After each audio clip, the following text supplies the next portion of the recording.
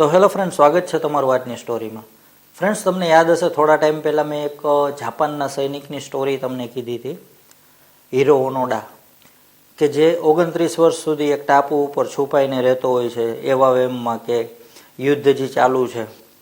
એની પાછળનું રીઝન તો એ જ હતું કે એના સિનિયરનો એવો આદેશ હતો કે ગમે તે થઈ જાય, અમે તને એક દિવસ લેવા આવશું અને તારે સરેન્ડર તો નથી જ કરવાનું, ગમે તે થઈ જાય. તો આજની જે આ સ્ટોરી છે તે આજ જાપાની આર્મીની સ્ટોરી છે. આમ તો વિશ્વયુદ્ધમાં ઘણી બધી સ્ટોરી સામે આવી હતી, પણ આજની જે સ્ટોરી છે એ ખાસ છે. એની પાછળનું રીઝન એ છે કે આ સ્ટોરી જ્યારે સાંભળવામાં આવે ત્યારે રૂવાટા ઊભા થઈ જાય. અને આ સ્ટોરી વર્લ્ડ રેકોર્ડ પણ છે, કેમ કે અત્યાર સુધીમાં એવું ક્યારેય નથી બન્યું કે મગરમચ્છનો એક સાથે માણસો ઉપર આવડી મોટી સંખ્યામાં હુમલો કરવામાં આવે. એક રાતની અંદર 1000 લોકોમાંથી 980 જણાને મગરમચ્છ ખાઈ ગયા હતા. તો આ એક વર્લ્ડ રેકોર્ડ પણ છે. તો ચાલો સ્ટોરી તરફ આગળ વધીએ.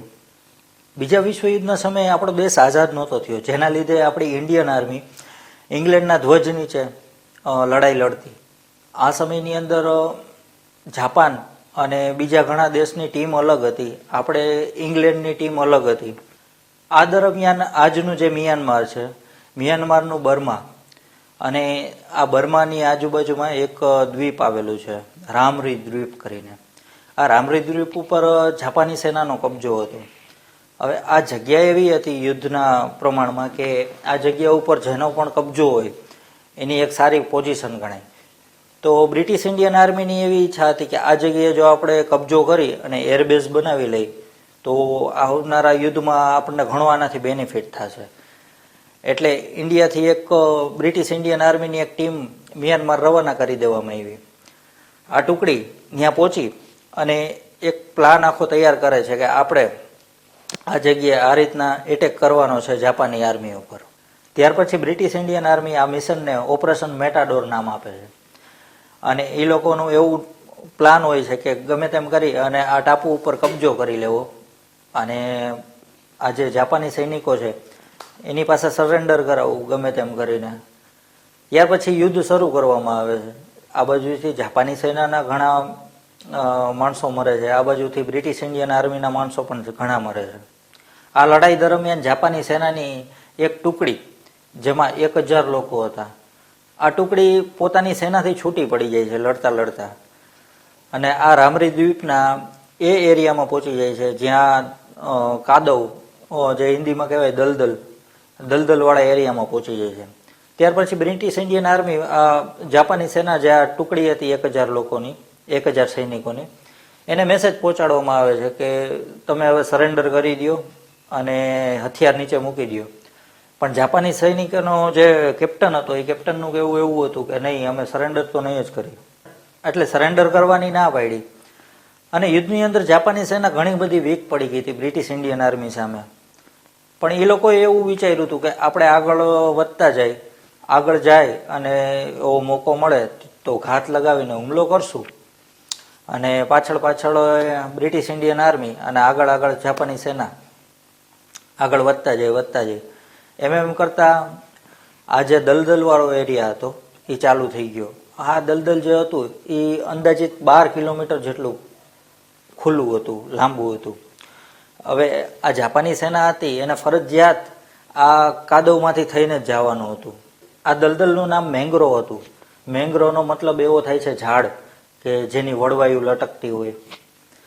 હવે બ્રિટિશ ઇન્ડિયન આર્મી હતી એને ખબર હતી કે આ જે ટુકડી છે એ કઈ તરફ જાય છે, અને જાપાની સેનાની ટુકડીને એવું હતું કે આપણે આ દલદલ પાર કરી લઈ અને બીજી તરફ જો પહોંચી જાય તો સુરક્ષિત જગ્યાએ આપણે પહોંચી જઈશું, જેના લીધે આપણે ઓછું નુકસાન થશે. બ્રિટિશ ઇન્ડિયન આર્મીને ખબર હતી કે આ જે ટુકડી છે એ કઈ તરફ આગળ વધે છે, અને ખાસ કરીને ત્યાં જે ખતરો હતો મગરમચ્છનો એના વિશે બ્રિટિશ ઇન્ડિયન આર્મીને ખબર હતી. કહેવાય છે કે દુનિયામાં સૌથી મોટા મગરમચ્છ આ જગ્યાએ હોય છે. અંદાજિત 17 થી 23 ફૂટની આસપાસ જેની લંબાઈ હોય છે અને 1 ટન વજની હોય છે.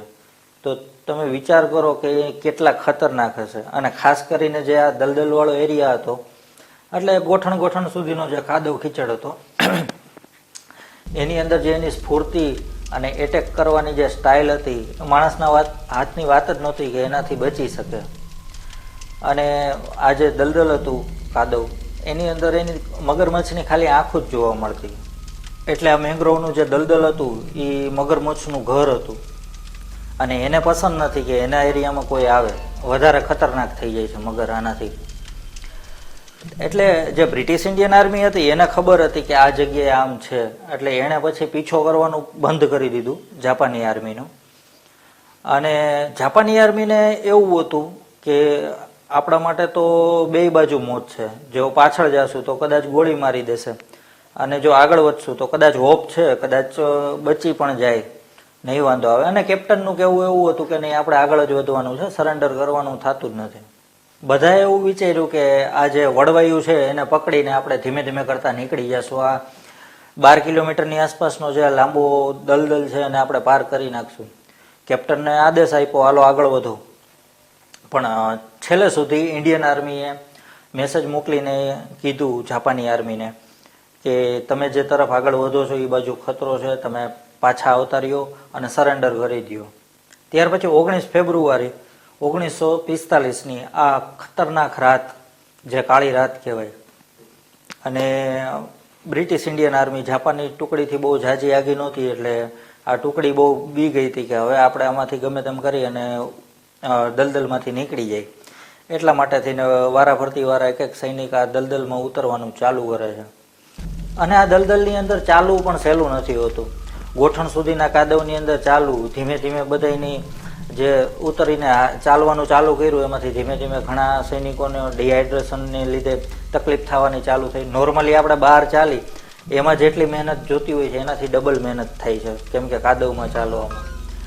અને આ કાદવની અંદર ખાલી મગર જ નહીં પણ ઝેરી વીછી, ઝેરી સાપ, આ બધી વસ્તુએ ધીમે ધીમે આ સૈનિકોને મારવાનું શરૂ કર્યું. આમાંથી એક સૈનિકે એવું લખેલું છે કે આ બધું બન્યું એના પહેલાં યુદ્ધ જે ચાલુ હતું, ગોળીબારી થતી હતી અને ઘણાય માણસો મર્યા હતા. અને જેના લીધે આ જે દલદલ હતું એની અંદર મગરમચ્છ આ લોહીની ગંધના હિસાબે એક્ટિવ થઈ ગયા હતા અને ફૂલ તૈયારીમાં બેઠા હતા કે હવે શિકાર સામેથી આવે છે. અને ખાસ જે ખતરનાક વાત હતી ને એ હતી કે મેં જે તમને કીધું કે ખાલી મગરમચ્છની આંખો જ દેખાતી હતી, બાકી ક્યાંય મગરમચ્છ બહાર દેખાય જ નહીં. અને ખાસ રાતનો ટાઈમ, અંધારાનો ટાઈમ, અને ગોઠણ સુધીનો જે કાદવ છે એની અંદર ધીમે ધીમે કરતાં આગળ વધતું જવાનું હતું. હવે એ તમે સમય જે છે એને ઇમેજિન કરો કેટલો ખતરનાક ટાઈમ છે. અને આમાંથી સૈનિકો જે અંદરથી નીકળતા હતા એ લોકોનો બસ હવે એ જ મગજમાં વિચાર હાલતો હતો આ લોકોનો કે બસ હવે સીધો મારો જ વારો છે, મગરમચ્છનો શિકાર બનવાનો મારો જ વારો છે, ભૂખા તેરસા બસ એમાં હાયલું જવાનું. અને ધીમે ધીમે અંધારામાંથી ચીસું સંભળાવવા માંડી. વીતતા સમય પ્રમાણે ધીમે ધીમે કરતા મગરમચ્છનો કોળિયો બનવા માંડ્યા બધાય. એમ કરતા સવાર પડી. એમાંથી ઘણા લોકો એવા હતા કે જે બીને આ દલદલમાં ઉતરા નહોતા અને કિનારે રહી ગયા હતા. જે કહેવાય છે કે 1000માંથી 20 લોકો જ વધ્યા હતા કે જે લોકો જીવતા બચ્યા હતા. આ દરમિયાન બ્રિટિશ ઇન્ડિયન આર્મીને ખબર હતી, આ એરિયાનો આખો જે જીઓગ્રાફી છે, આખો મેપ બ્રિટિશ ઇન્ડિયન આર્મીને ખબર હતી કઈ જગ્યાએ દલદલમાં મગર છે અને આ લોકો કઈ તરફ ભાગે છે. આ બધી વાતની એને ખબર હતી. આ ભાગતા સૈનિકો ઉપર આપણી બ્રિટિશ ઇન્ડિયન આર્મી એનો ગોળી ચલાવી કે એનો પકડવાની કોશિશ કરી. એને ખબર હતી કે આપણે આમાં કાંઈ કરવાની જરૂર નથી, બધું એની રીતના થઈ જશે. ત્યાર પછી 20 સૈનિક કિનારે બહાર આવે છે અને બ્રિટિશ ઇન્ડિયન આર્મી એને પકડી લે છે. પકડવો એટલે મીન્સ કે સરેન્ડર જ એ લોકો કરી દે છે, કેમ કે ભૂખા તેરસા, મોતને એટલી નજીકથી જોયું હતું એ લોકોએ, અને બીમાર જેવા હતા. સામેથી હથિયાર નીચે મૂકી દીધા અને સરેન્ડર કરી દીધું. આમાં 980 લોકો મગરમચ્છનો કોળિયો બન્યા. ગ્રીનિસ બુક ઓફ વર્લ્ડ રેકોર્ડનું 1987નું જે એડિશન બહાર પાડવામાં આવ્યું એની અંદર આ આખી સ્ટોરીને ગ્રીનિસ બુકમાં જગ્યા આપવામાં આવી. આ લોકોએ ઘણો ઇતિહાસ વીખી નાખ્યો કે આ ટાઈપની કાંઈ સ્ટોરી મળે કે એક રાતમાં મગરમચ્છનો માણસો ઉપર આવડો મોટો હુમલો ક્યારેય જોવા મળ્યો છે કે નહીં. તો આના સિવાય એક બીજો એક હુમલો નહોતો, જેના લીધે આ સ્ટોરીને ગ્રીનિસ બુકમાં જગ્યા મળી. અને આ બધી સ્ટોરી બ્રિટિશ ઇન્ડિયન આર્મી અને બાકી બચેલા જે સૈનિકો હતા એની પાસેથી જાણવા મળી હતી, જેના આધારે ગ્રીનિસ બુક ઓફ વર્લ્ડ રેકોર્ડના જે અધિકારીઓ હતા એણે આ સ્ટોરીને આમાં જગ્યા આપી હતી. જે આ બ્રિટિશ ઇન્ડિયન આર્મી હતી એમાં જે લેફ્ટનન્ટ હતા એણે એવી રીતના બધું કીધું કે અમે આ લોકોને ઘણી કોશિશ કરી હતી કહેવાની કે તમે જે આ જગ્યાએ જાઓ છો ત્યાં ખતરનાક મગરમચ્છ છે, તમે બહાર નીકળી જાઓ, અમે તમને કાંઈ નહીં કરી. પણ જાપાની આર્મી માનવા તૈયાર જ નહોતી. અમે ત્યાં સુધીની ટ્રાય કરી લીધી કે અમે ટ્રાન્સલેટરને હારે માઇક લઈને લઈ ગયા હતા અને એની પાસે બોલાવડાવ્યું જાપાનીઝ ભાષામાં, પણ એ લોકો માનવા તૈયાર જ નહોતા. અને છેલ્લે સુધી એ લોકોએ પોતાનો નિર્ણય પાકો રાખ્યો કે અમે સરેન્ડર નહીં કરી. પણ પછી માયના નહીં અને આમાંથી 20 સૈનિકો જ બચ્યા.